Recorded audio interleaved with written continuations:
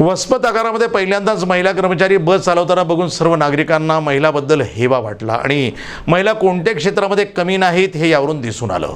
नागरिक यावेळी असं बोलताना म्हणाले, वसमत परभणी जाणारी बस प्रवाशांना घेऊन महिला कर्मचारी प्रियंका उत्तम कुंटे यांनी चालवली।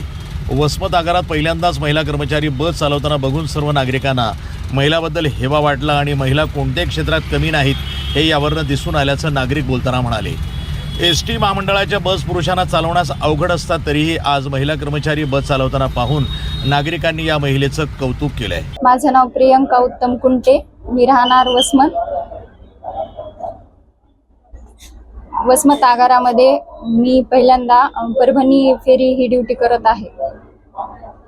याच्या आधी ड्युटी केली आहे का तुम्ही? नाही, पहिली जॉइनिंग आहे। पहिली जॉइनिंग आहे, जिल्ह्यामध्ये पहिली जॉइनिंग आहे महिलेची। त्याबद्दल काय आव्हान काय करा बाकी महिलांना?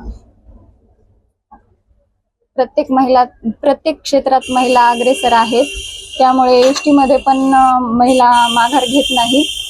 एसटी मध्ये पण महिला गाडी चालवू शकतात, एवढंच मला सांगायचं आहे। खरं तर एसटीचं क्षेत्र हे फार अवघड आणि आव्हानात्मक असं क्षेत्र आहे। नोकरी करण्यामध्ये इथे पुरुषांना सुद्धा खूप त्रास सहन करावा लागतो। अशा परिस्थितीमध्ये एसटी महामंडळाने चालक कम वाहक महिला अशा पदाची भरती केलेली आहे आणि त्यामध्ये आज आमच्या वसमत आगारामध्ये प्रथमच एक महिला चालक म्हणून आज कामगिरीवर रुजू झाली आहे आणि त्या महिलेसोबत मला वाहक म्हणून काम करण्याचा योग मिळाला किंवा पहिला मान मिळाला।